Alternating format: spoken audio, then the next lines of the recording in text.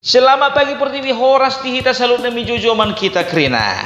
Jadi kembali lagi dengan Opung Parbelak. Jadi Opung cerita dulu tentang sebuah berita viral. Ini dia.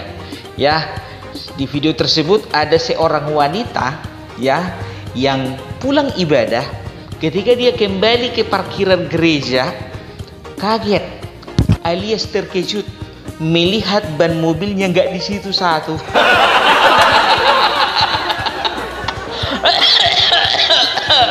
Padahal di dalam videonya dibilangnya kan, tahe mobil baru 4 hari ku jemput dari showroom, udah nggak di situ bannya satu.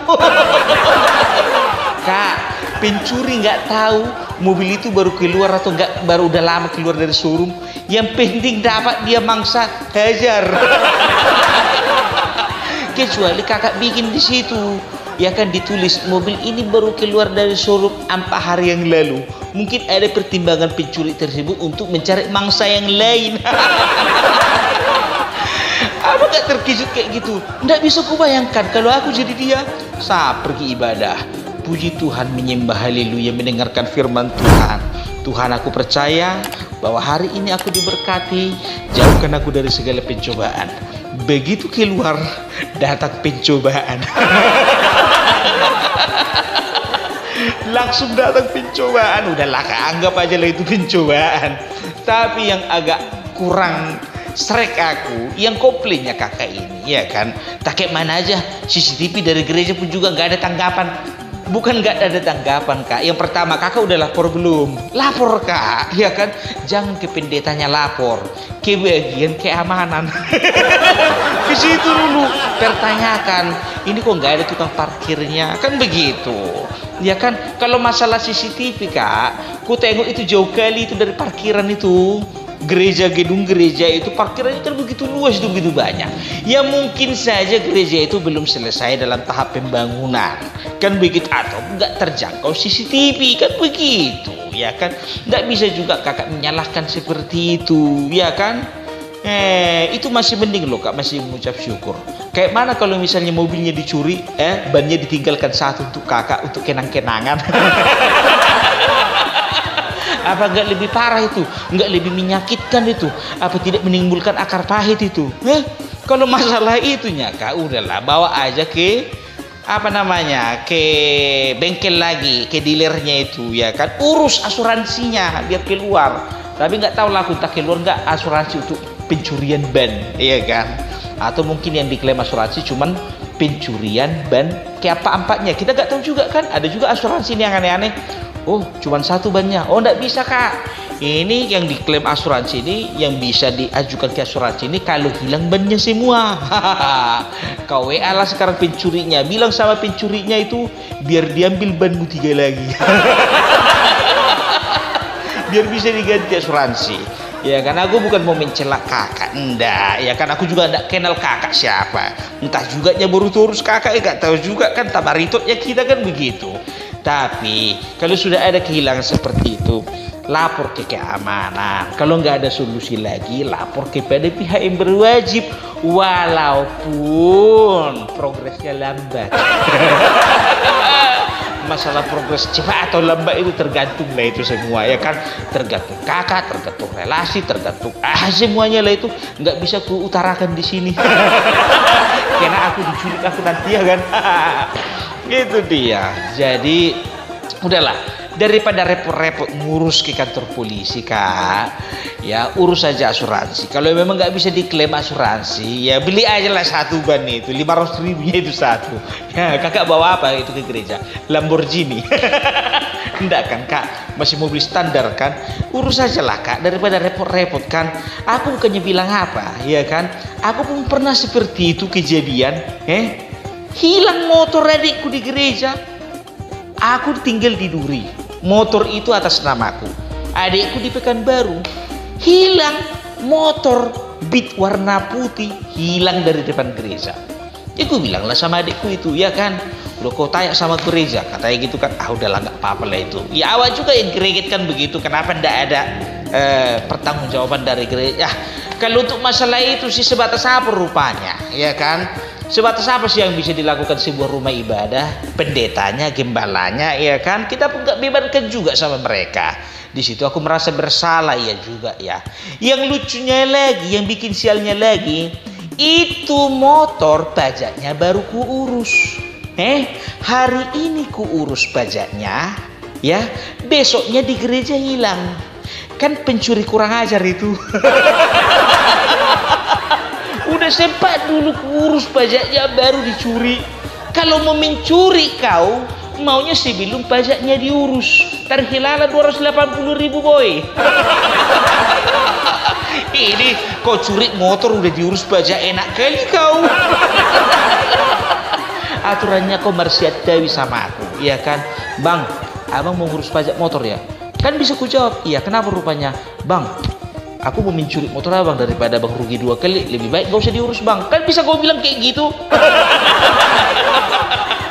Ini ndak bikin sakit hati kau. 2 kali kerjaan aku kau bikin. Memang kayak mana mau dibilang, namanya pencuri. Pencuri nggak ada yang pengumuman, ya kan? Dan juga itu kan masih baik luka itu apa namanya pencuri mobilmu itu, kan diganjel pakai batu kan? Apa nggak baik itu? Kalau sebab nggak diganjel. Makin berat kerusakannya. Tapi ya kayak gitulah, apa mau dibilang lagi. Ya ini cuma cerita saja ya.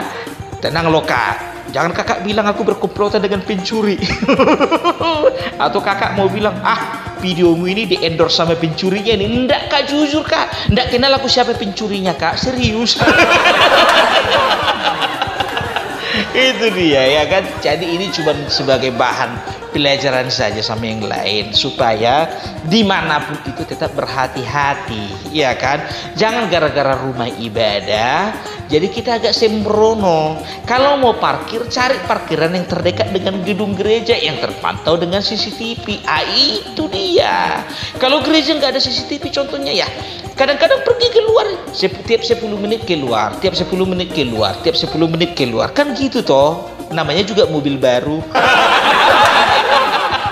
Iya dong, agak dilihat-lihat, ya kan?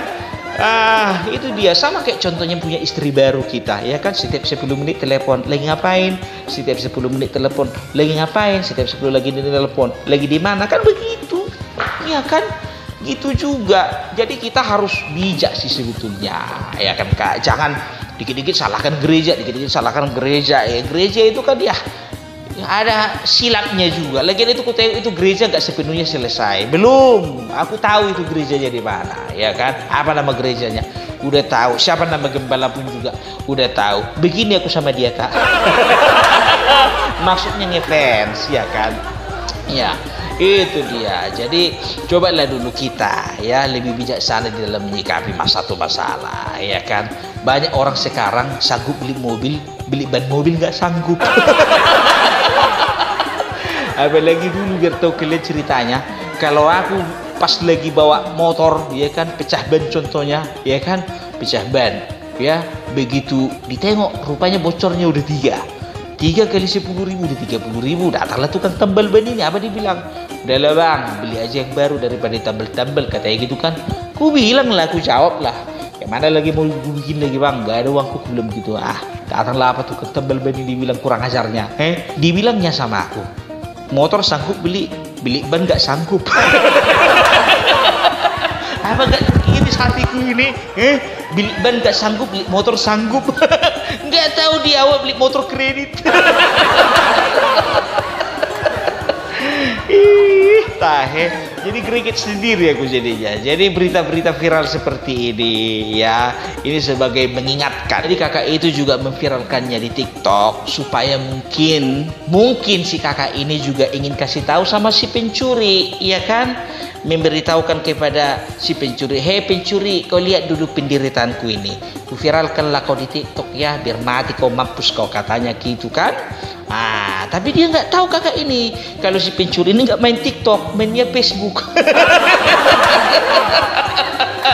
Apalagi namanya harta dunia kak, itu lebih bagus kalau memang waktunya hilang ya hilang. Kayak mana mau dibilang, lebih bagus ban mobil kakak yang hilang di gereja kan?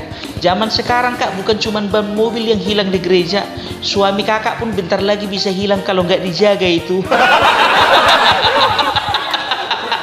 Ya kan? Maksudnya bukan kakak loh, ya kan? Itulah dia, jahatnya iblis zaman sekarang. Taulah kakak, songon datar surati, dunia ini nggak lebih baik kak, lebih jahat kak. Makanya nggak jaminan kita sebagai anak-anak Tuhan, sebagai orang rajin ke gereja, nggak luput dari penderitaan. Nah inilah salib yang perlu kakak pikul. Ya kan? Jadi udah Tuhan tahu itu. Ujilah dulu kau anakku. Tadi kau bilang kau nyanyikan di gereja, ujilah aku Tuhan, ujilah aku Tuhan. Uji dulu kau ya. Izinkan dulu ban mobilmu itu dicuri.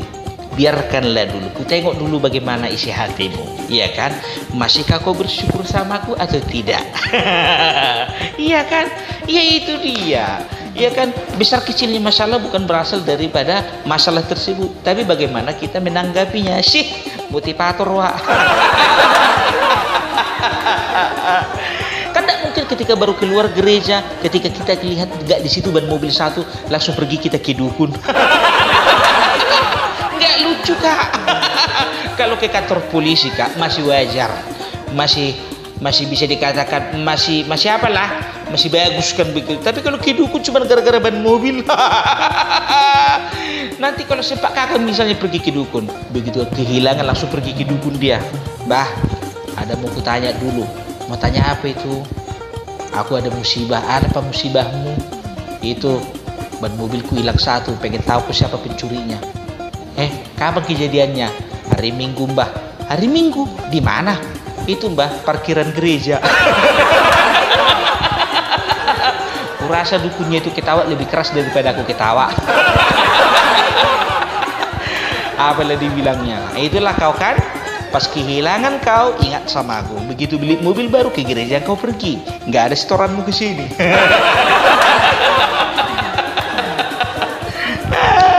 Kalau jawaban Mbah Dukun itu cuma satunya itu, apa dibilangnya? Yang mencuri itu orang-orang situnya itu. Gak ada yang lain. Pergilah kalian ke dukun. Hilang uang kalian, hilang mobil kalian, hilang apa-apa kalian. Apa dibilangnya? Orang-orang dekatnya yang bikin itu. Gak ada yang lain. Begitu ditanya namanya gak tahu dia. Kalau memang dukun bisa jadi solusi, ya kan? Kantor polisi nggak akan laku.